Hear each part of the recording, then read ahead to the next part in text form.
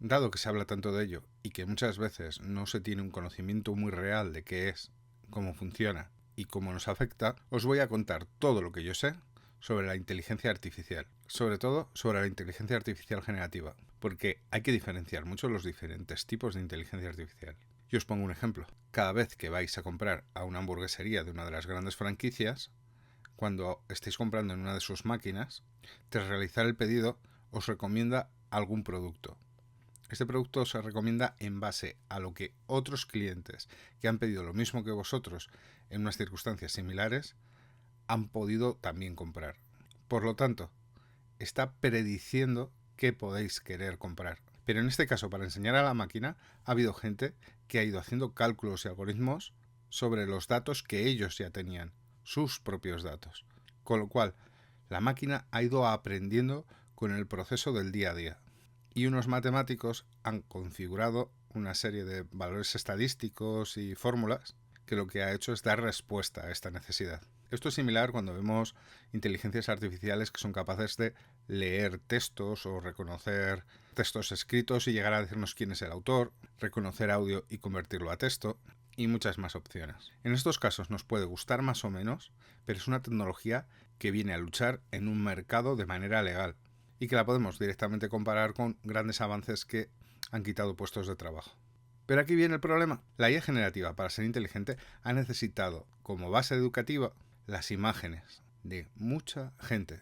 Y esas personas no han cedido los derechos de sus imágenes para ese uso. Porque la mayoría de estas empresas suelen utilizar fuentes de Internet para recoger todas estas imágenes y alimentar a las inteligencias artificiales.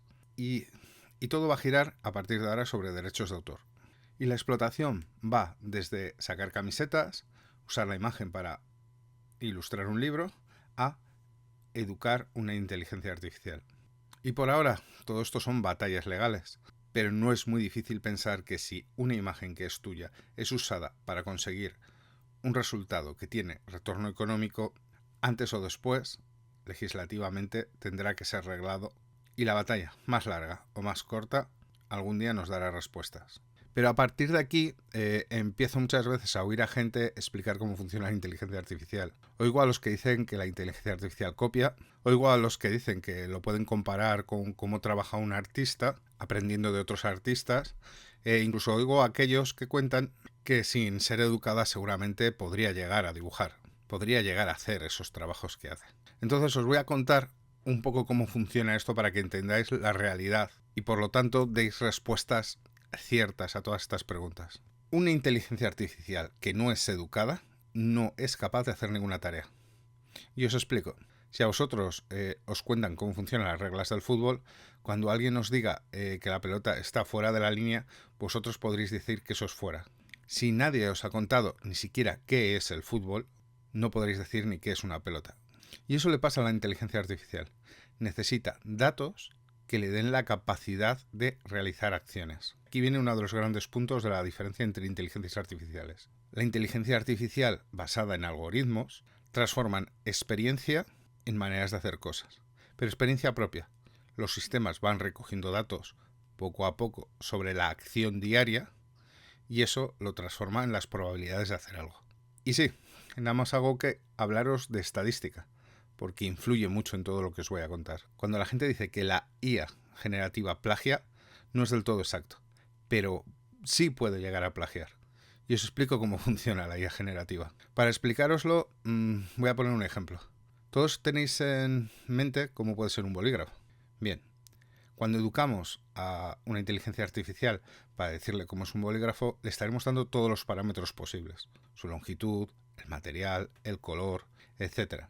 Bien, si nosotros recogemos 1000 datos de 1000 fuentes diferentes que nos dicen que los bolígrafos van entre 8 centímetros y 12 centímetros, a partir de ahí el sistema lo que hará es crear un rango, eliminará los datos que se van fuera de ese rango y no usará los datos originales con los que ha aprendido para generar el objeto bolígrafo, sino que estadísticamente cogerá el rango y generará al azar o por probabilidad el tamaño más óptimo entre esos dos valores que ha recogido el sistema. entre 8 y 12 podrá generar bolígrafos de 9 centímetros, de 10 centímetros y de 11 centímetros. Si esto lo extrapolamos a dibujos, lo que hace es tener en cuenta cada trazo, cada elemento del dibujo, y recogerlo, de tal manera que lo que hará estadísticamente en ese conjunto de datos, cuando nosotros le pidamos dibujar un melón, es leer de su base de datos todos estos rangos de posibilidades. No está plagiando, está recogiendo de todos los rangos estadísticos que ha generado las probabilidades más cercanas a lo que hemos pedido. Esto determina que sin estos rangos que se han generado por los datos o las fuentes de imágenes de otras personas, sería imposible que la máquina funcionara. Pero, ¿qué pasa cuando no hay 1000 datos diferentes? Os pongo un ejemplo. Todos recordáis el cartel de Obama, el de Yes We Can, ¿vale? Imaginaros que la fuente de datos que la inteligencia artificial encontraba en Internet para educar era de 900 veces ese cartel y solo 100 modificaciones. A la hora de que tú le pidieras a la máquina que te hiciera ese cartel, lo que va a hacer es estadísticamente muy parecido al original. Y esto pasa cuando le pides la Gioconda o cuando le pedías artículos del New York Times que están muy proliferados por Internet. Es la razón por la que en su momento el New York Times denunció a ChatGPT. Porque si la fuente de datos tiene poca variabilidad, el rango es tan pequeño que va a terminar casi reproduciendo los originales. Curioso, ¿no? Así que, punto 1. Es necesario tener una fuente educacional. Y para educar un sistema de inteligencia artificial hay que llegar a un acuerdo con los dueños de los derechos de ese material. Sean informes, sean textos o sean dibujos. Es esencial que el rango de datos sea muy grande porque si es pequeño y se cruza, lo único que generará serán elementos o muy parecidos al original o con grandes aberraciones porque no tiene datos suficientes que cruzar. Todos hemos visto 6 dedos en muchas manos o elementos fuera de lugar. Y tercero, un elemento que es bastante fundamental. El arte, tal y como le conocemos, se basa siempre en gente que ha hecho cosas que nadie esperaba.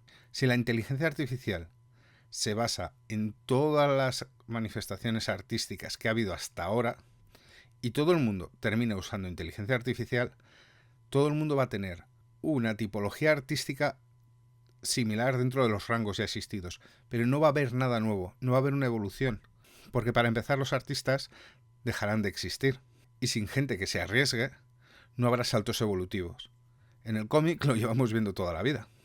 No se dibujan cómics igual que en los 60, ni en los 70, ni en los 80, ni en los 90. Y no fue porque alguien viniera y copiara el estilo de nadie, sino porque hizo un estilo nuevo que nadie esperaba. La IA nunca va a crear un estilo nuevo. Siempre se va a basar en la estadística de lo que ya existe. Porque las matemáticas son así. Y porque al final todo esto trabaja con conjuntos de datos, que son mallas tridimensionales, en donde funcionan por cercanía. Si le pido una jirafa montada en una bicicleta, me buscará todos los datos de jirafas y todos los datos de bicicletas y mirará el punto en donde hay una intersección, dos conjuntos que se cruzan.